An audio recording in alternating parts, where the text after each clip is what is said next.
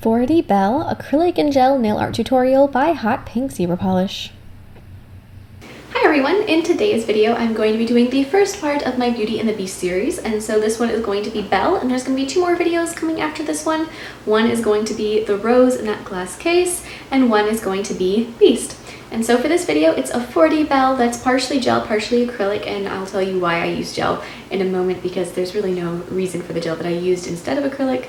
It's the whole thing. But anyways, so you can take the 3D Belle off the nail and underneath it's painted. So on top she's got her yellow ball dress on and she looks really, and at the end when she's all glitzed up, and then in the beginning it's where she's wearing her blue dress and she's like, it's at the beginning of the movie, so it's the beginning and the end. So I thought that was really cool, and I love doing this where you can take a part of the nail off of it and then there's another little secret thing underneath that, I don't know, this is my favorite new thing to do with nails. So I'm hoping you like them too, and don't forget to click subscribe to see the rest of the Beauty and the Beast videos and all my other videos as well. So I'm going to start by gluing two magnets onto the nail with just some nail glue, one that's about in the center of the nail but near the cuticle, and then one that's a little closer to the tip so they're in a straight line.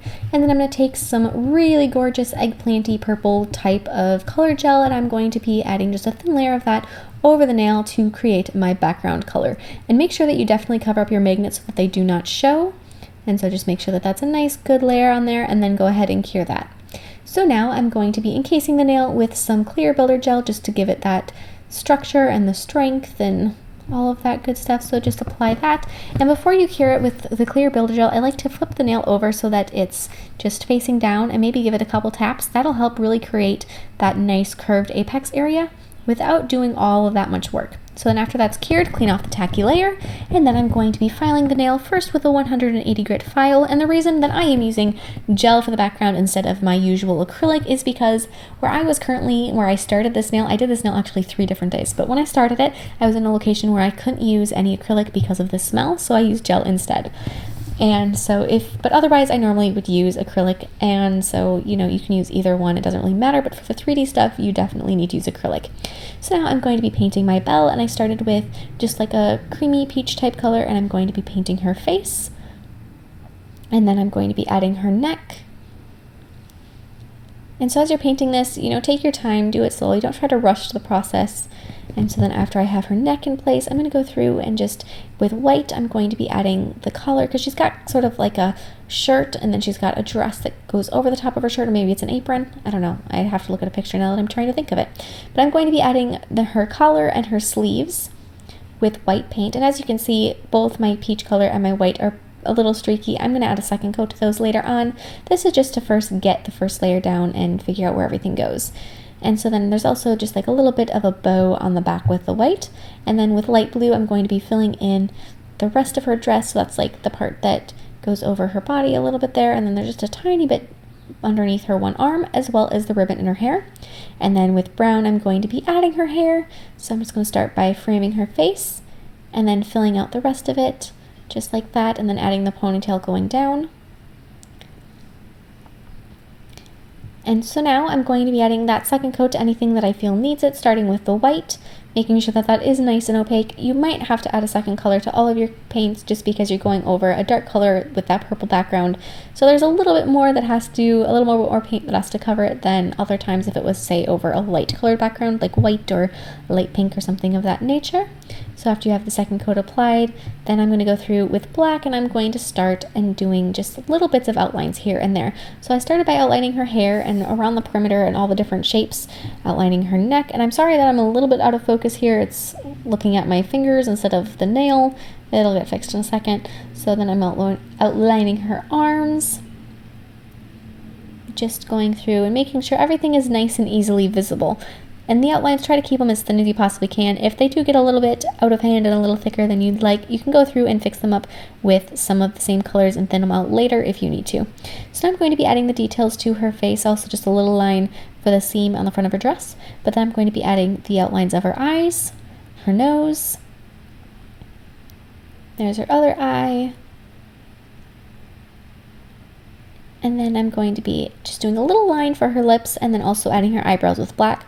Even though her eyebrows are brown, For the little hand-painted one, I did them with black just so that you could see them, because the brown you won't be able to see as well. Then I'm going to be filling in her eyes with some white and just touching up any of the lines with, like I said, some more of that light peach color just to make sure that they weren't too thick, but then filling in her eyes with white. And then I'm also going to be adding the color in her eyes with some brown. Oh, I'm skipping a part. Do her lips with red, and then add the color in her eyes with brown, the same color as her hair.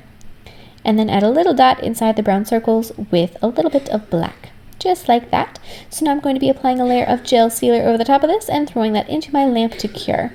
So now I'm going to be wrapping this nail as tightly as I possibly can with some plastic wrap. Normally I would use something thinner like a food type of plastic wrap. This one is a little bit thicker and it's from a plastic bag, but it works anyway. And then apply 2 magnets over the top of the other 2 magnets. So it goes nail, plastic, and then another set of magnets. And so now I'm going to be sculpting my 3D Belle, and so I'm going to start with white for all of her skin type areas, starting with her face. The reason I'm doing white before a cover pink or a peach or a nude color for her face is because those colors that generally they show some color through them, they're not totally opaque. So adding a white base underneath them is going to make sure that they are very vivid and it doesn't have sort of a bruised look looking through them into that purple background. So I'm just going to continue adding that, making sure that I cover up the magnets. That is a crucial part of this. Make sure that you do have acrylic fully covering your magnets, or the whole magnet thing is kind of worthless because what are they attaching to?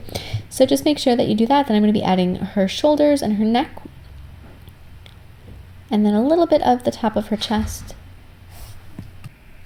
And so now I'm just continuing to add that white acrylic, but now that that's on there, I'm going to be using some yellow, and I'm going to be sculpting out her dress. So this is just the first layer. I'm not doing any of the details at this point, just little bits of the yellow. So I'm going to start by adding the neckline and then continuing that down, and I missed some of it. So basically it was just down, and then it flares out a little bit around her hips. So then I'm going to take Cover Pink, and I'm going to be covering up the white section. So that would be her head, shoulders, and her arms that I also missed. I'm so sorry. My camera ran out of battery, or not out of battery, ran out of space on the SD card and forgot to tell me, or maybe it told me, I just didn't hear it, I don't know. So I missed a little bit of this and I do apologize. So then I'm just gonna, like I said, cover that with Cover Pink. My Cover Pink especially has almost like a jelly type appearance, so it isn't super opaque, so definitely making sure that that white is on there first is extremely important. So now I'm going to be adding a little bit of the 3D stuff, so I'm gonna be really like punching out that one shoulder, and then I'm going to be adding some more yellow acrylic to her dress. Again, this is where the 3D parts come in, so really make sure that that neckline looks really nice and rounded and pretty, and then add a little bits of sleeves on her, well, they're not sleeves, her gloves on her arms. And not much of that shows because not too much of her arm shows, just a little bit on either side, just like that. And then she's also got these like little sleeves that wisp around her shoulders, so I'm going to be adding those now, and they kind of come up and around the neckline and meet in the center. So I'm going to be making sure I add that and make these really thin. So apply the acrylic and then push it in from side to side to create that nice thin wispy little line.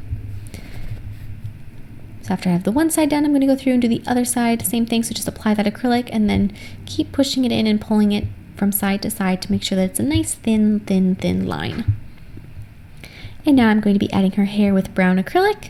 So I'm just going to apply a little bit and then work it out so that it has the right shape, and then apply a little bit more. And so when I'm doing things like this, I like to do little bits at a time to make sure that nothing gets out of hand and that I don't all of a sudden have acrylic that's set before I was ready to have it set.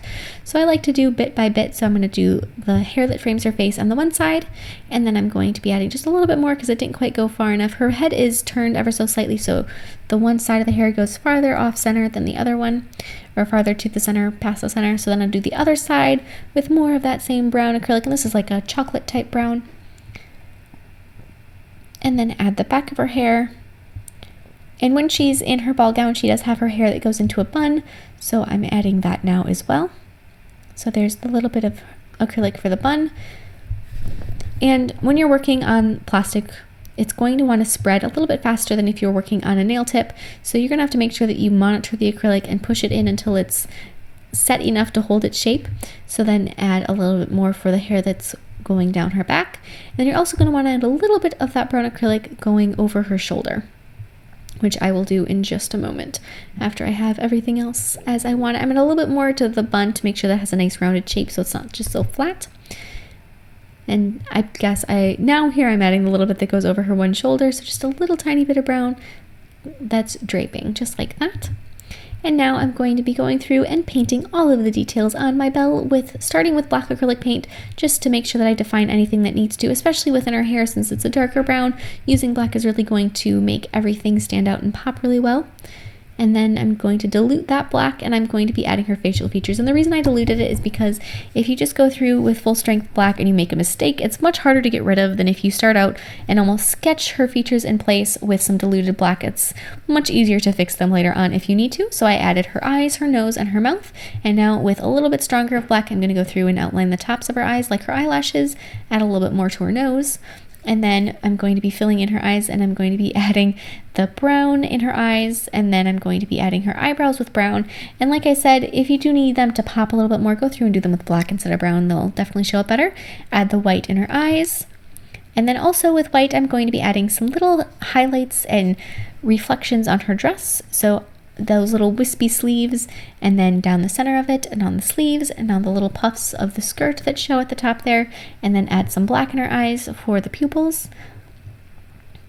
And then I'm just going through with diluted black and fix up and make her eyebrows stand out a little bit more. And then with red, I'm going to be adding her lips. And then just add a little bit of white on her lips for a reflection, and then add a few gold highlights in her hair. And so I wanted her hair to really stand out and look like it was really reflective and shiny. Plus I used some of this metallic gold on my beast, and so that kind of ties them together really well.